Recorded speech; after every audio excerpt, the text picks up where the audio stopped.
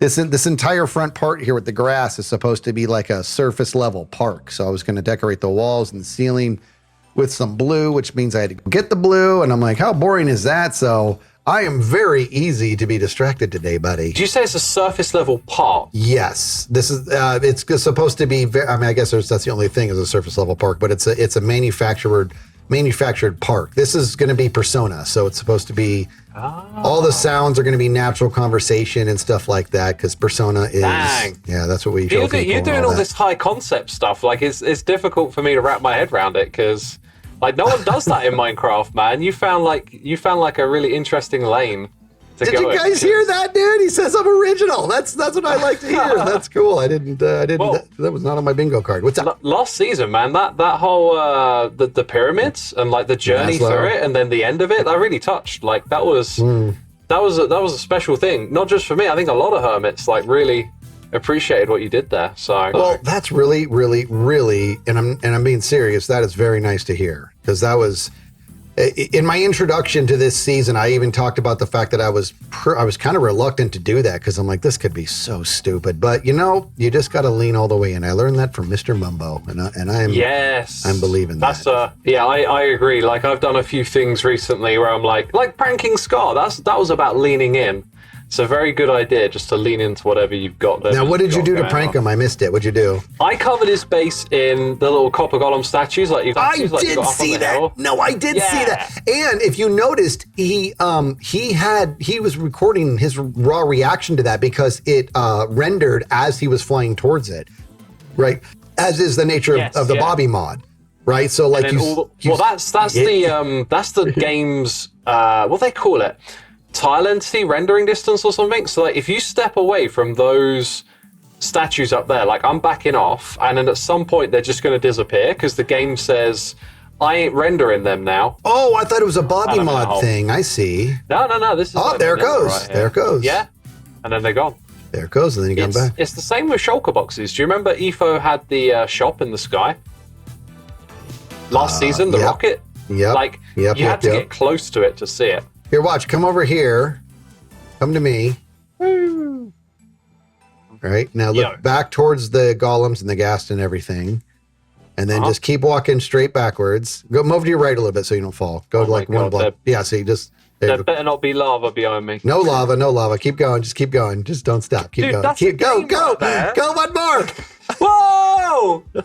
That is definitely not lava. That's lime. Lima.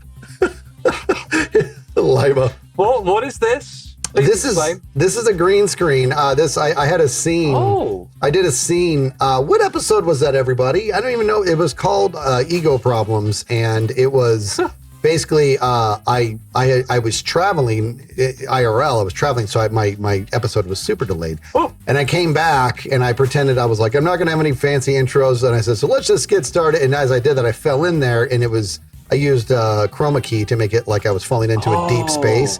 And then I had my ego speaking to me because around this area is where ego is going to be. And so I had my ego speaking to me. Yeah, and that's what gave birth to the mangrove farm today because my ego told me to go do it. That's cool. Dude, while I was walking backwards, I had like a little bit of a vision of a game where you have like identical courses, right? And there's lava spots on the course, right? And like you got to guide your teammate, like you're moving back left, right. Like you got to dodge, but you're not allowed to turn over and look at what's behind you, right? Okay, I like it. I like it. Let me think. Which team can do it the fastest? Yeah.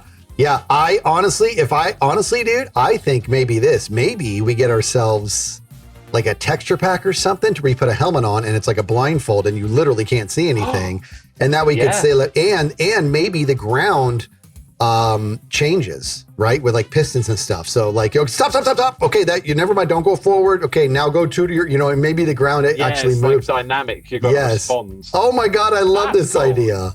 That's cool, and it's like a teamwork game. A little more psychological. It's absolutely a teamwork game. I like that a lot. That's what we should make right now. We should. I'm thinking like when we get to that point in the season where people start making games. But maybe that's the one that kicks it off. I don't know. Well, I'll tell you, one of my bucket list items for this season in regards to, actually, I'm going to call it a success indicator, is if this, to me, I don't care. If this entire journey I make here, if it's top shelf, I'll be happy. But the season is a failure if Skiz doesn't come through and make at least one mini game. Because the mini games are my favorite thing. They're my favorite, and I didn't contribute at all last season. So I want to make one, you know?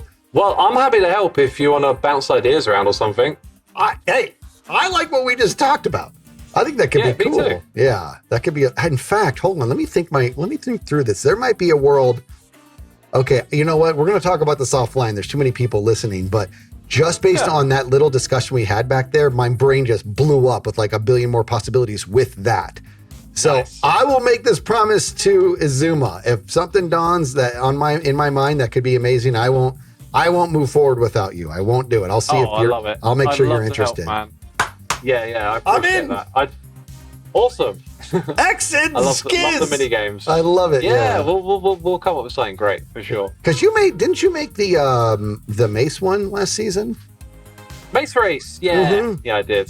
I got to tell you something. I don't know how that game didn't get more traction because it was crazy, stupid fun, like way fun.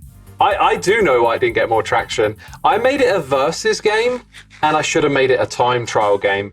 Because when you go play solo, it's so much easier to play solo.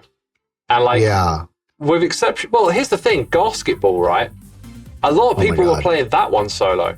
That was probably, Hungry Hermits was the most successful multiplayer one, right? I'm just thinking about all the different games. But like once you need multiple people to be together, you're like creating a higher barrier of entry, and I think that's why I didn't really pick up. No, you're not wrong. You're not wrong, dude. And that's what was so brilliant about Basketball is that Cub gave it both versions. You know what I mean? Yes. You can compete, or you could do it solo. And Hungry Hermits was one of the most impressive things I've ever seen. But like you said, the only limitation it had was the fact that we had to be together. Yep. I didn't play it a lot. Like a lot of the times when I would stream and stuff, like other people be doing their thing and I'd be doing my thing, and you don't get together. And hold on, let me read this. Bob, let's see, that's a good 2-player game. X can get the resource packs stuff sorted. To make it 1 player, you could put the commands in note block form. I don't know. I honestly, dude, here, let me be honest here. 1-player games, you're probably going to get more traction. But 2-player games, I have a tremendous respect for because it actually promotes collaboration, and I dig that. You know?